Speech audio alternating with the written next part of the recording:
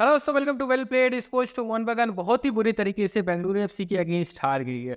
अब यहाँ पे देखा है तो कई फैंस कहना है कि भाई मोलिंगा को सैक कर देना चाहिए, उनकी बात सही नहीं लगती है। लेकिन भाई हम लोग देखें कि सैक करना चाहिए कि नहीं, उसके बारे में हम लोग बात करेंगे। भाई मैं सजेशंस भी दे दूंगा आपको 5 कोचेस के, जो कि भाई अभी फ्री है और बहुत ही अच्छी कोचेस है। साथ ही साथ भाई ये भी अपडेट आ रहा है ना कि ट्रैक्टर एफसी के अगेंस्ट जो मैच है एसीएल 2 का मोहन बगान का, शायद वो न खेलने थे। भाई उससे रिलेटेड भी जो अपडेट्स आए हैं उसके बारे में बात करें, तो वीडियो शुरू करने से पहले अगर वीडियो आपको पसंद आए तो इसे लाइक जरूर करेगा और चैनल को सब्सक्राइब करना ना भूलें। तो अगर बेंगलुरु एफसी की गेम की बात की है तो भाई बहुत ही हॉरिबल परफॉर्मेंस थी।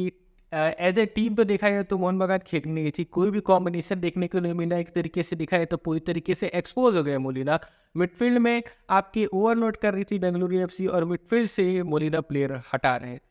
ग्रेग ईश्वर्ड आपके विंग पे खेल रहे थे, डिमिट्री पेट्राटोस जिनको ड्रॉप करके खेलना चाहिए था वो आपके फॉरवर्ड पोजीशन पे खेल रहे थे, जिसन कमिंस आपके फॉरवर्ड पोजीशन पे खेल रहे थे और मिडफील्ड में अपूया और थापा दो लोग बचे थे जिनको अच्छी तरीके से टैकल किया आपके सुरेश नोवेरा, पेड्रो कापो, उनके साथ सुनील छेत्री और विनीत वेंकटेश भी आके वहाँ पे मिल जा रहे थे, जिसकी वजह से भाई यहाँ पे मिडफील्ड को पार कर पाना मुश्किल हो रहा था। हम लोग को देखने को मिला कि अभिषेक से भी गलती हो रही थी और अपूया से भी गलती हो रही थी, क्योंकि उनको ऑप्शंस ही नहीं मिल रहे थे पासिंग करने। तो बहुत से भाई फ्लॉस हैं। अब इसमें टेक्निकल एनालिसिस मैं नहीं करूँगा, बस सीधी बात ही कहूँ कि अभी तक जब से आए हैं आपके मोलिना, अगर मुंबई सिटी एफसी का जो मैच हुआ था उसका फर्स्ट हाफ अगर छोड़ दिया जाए तो उसके बाद से चाहे आप डूरंट कप में उनकी परफॉर्मेंस देखो, चाहे आप उनकी परफॉर्मेंस आईएसएल में देखो, अभी तक उनकी परफॉर्मेंस अच्छी नहीं रही है भाई। तो एक बहुत ही कंसर्निंग पॉइंट है यहाँ पे मोहन बगान फैंस के लिए।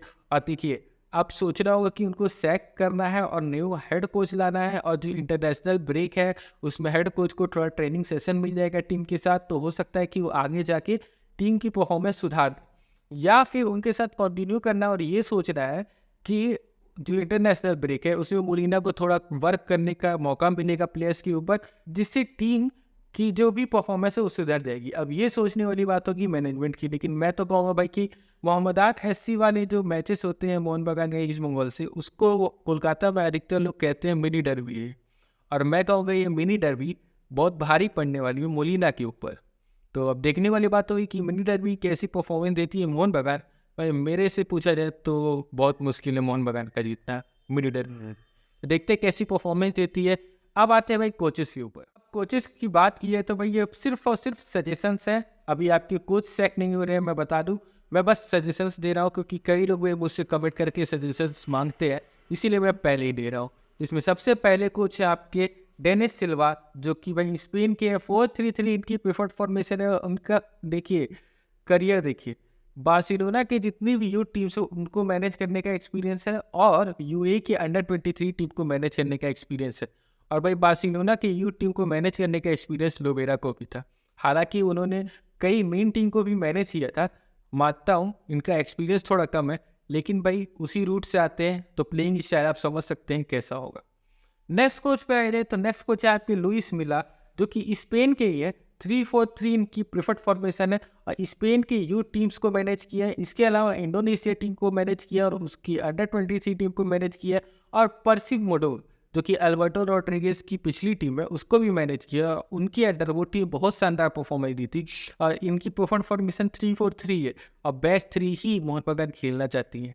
तो भाई एक अच्छा खासा एक्सपीरियंस है इनको, एशिया का भी अच्छा खासा एक्सपीरियंस है। नेक्स्ट कोच पे आए तो वो है आपके जुआन रोमान लोपेस कोरो, और 4-1-4-1 इनकी प्रिफर्ड फॉर्मेशन है, स्पेन का सिटीजनशिप है, और रियल मैड्रिड बी और रियल मैड्रिड, उसके बाद से रेसिंग सेंटरडेर हो, ओमान हो, सऊदी हो, लेवेंटे हो, स्पेन का अंडर 21 हो, इन सभी टीम को मैनेज किए। लास्ट टाइम देखा जाए तो वो चाइना के फर्स्ट टाइम लीग के क्लब को मैनेज कर रहे थे और उनकी टीम वहाँ पे बहुत ही अच्छी परफॉर्मेंस दी थी। तो देखा जाए तो एशिया का भी अच्छा खासा इनके पास एक्सपीरियंस है, और यूरोप की सबसे बड़ी टीम्स को भी मैनेज करने का इनके पास एक्सपीरियंस है। नेक्स्ट कोच पे आए तो वो है आपके पेड्रो मोरेला, स्पेन के कोच है। 3-4-3 इनकी प्रेफर्ड फॉर्मेशन है, और लास्ट टाइम देखा है तो चाइना के फर्स्ट टाइम लीग के क्लब को मैनेज कर रहे थे, जहाँ पे इनकी टीम की परफॉर्मेंस बहुत ही शानदार रही थी, बहुत शानदार रही थी भाई। तो एक और कोच जिनके पास भाई एक्सपीरियंस है आपका एशियन कॉन्टिनेंट का, अच्छा आपके अल्बर्टो रोका। अल्बर्टो रोका को एक और बार मोहन बगान ने ऑफ़र दिया था लेकिन उन्होंने रिजेक्ट कर दिया। लेकिन उस टाइम वो बार्सिलोना से वापस आए थे तो वो सोच रहे थे कि मैं बहुत बड़ी टीम को मैनेज करूँगा। लेकिन अभी वो एडवाइज़र बन के बैठे हुए हैं बेंगलुरु एफसी में भाई। और भाई इंडियन फुटबॉल टीम के लिए भाई आपके अप्लाई किए थे, तो हो सकता है कि भाई यहाँ पे नंबर लग जाए आपके मोहन बगान का और उनको अप्रोच करना चाहिए मैं तो कहूँगा। अगर वो साइन कर लिए तो भाई मोहन बगान की मैनेजमेंट ना रिस्क नहीं लेना चाहती है। तो उनका भी पर्पस पूरा हो जाए कि हम रिस्क नहीं लेंगे, एक प्रूवन कोच को लेके आ रहे हैं जो इंडियन फुटबॉल को अच्छी तरीके से समझता है। और रोका को तो सब कोई जानता है भाई बहुत ही अच्छे कोच हैं। तो अगर वो आएँगे तो आपके मोहन बगान के लिए बहुत ही अच्छा हो सकता है। भाई यहाँ पे बात कर लिया भाई कि मोहन बगान ट्रैक्टर एफसी के अगेंस्ट मैच खेलने जा रही है कि नहीं। तो देखिए अगर जाना होता तो अभी मोहन बगान निकल चुकी होगी। लेकिन रेव स्पोर्ट्स की तरफ से ये अपडेट आ रहा है कि मोहन बगान नहीं जाने वाली है मैच के लिए। इसका रीज़न ये बताया जा रहा है कि देखिए फॉरेन प्लेयर्स का वीज़ा इशू आएगा हम लोग जान रहे थे। लेकिन फॉरेन प्लेयर्स के साथ इंडियन प्लेयर्स का भी आ गया है। और यहाँ पे आ रहा है कि कई इंडियन प्लेयर्स का भी वीज़ा रिजेक्ट कर दिया गया है। अब किसकी तरफ से किया गया है ये चीज़ सोचने वाली बात होगी भाई यहाँ पे। अब यहाँ पे देखिए एक सिचुएशन तो है, ईरान में सिचुएशन बहुत ख़राब है इस टाइम। इज़राइल है वो लेबनान पे हमला कर दिया है, उसके बाद से आपकी ईरान पे भी कर सकता है। तो रिस्क में डालना होगा अगर प्लेयर्स वहाँ जाएँगे तो एक रिस्क तो है। और इसलिए मैं कहूँगा कि अगर नहीं भी जा रही है तब भी सही डिसीजन है मोहन बगान के लिए। लेकिन उससे क्या प्रॉब्लम्स फेस करने पड़ सकते हैं ये भी देखना पड़ेगा। तो अब देखते हैं भाई आगे जो अपडेट्स आएँगे मैं आपको बताता रहूँगा। लेकिन अभी जो रेव स्पोर्ट्स की तरफ से अपडेट आया है वो ये आया है कि मोहन बगान ट्रैक्टर एफसी का मैच खेलने नहीं जा रही है। तो ये बहुत ही बड़ा अपडेट है भाई। अगर ये सच साबित हो गया मैं आपको कम्युनिटी पोस्ट पे कमेंट करके बता दूंगा कि भाई ये सही है कि नहीं। तो भाई इसलिए चैनल सब्सक्राइब करना ना भूलें। और अगर ये वीडियो आपको पसंद आया तो इसे लाइक जरूर करिएगा और अपने थॉट्स हम लोग को कमेंट करके बताना ना भूलें।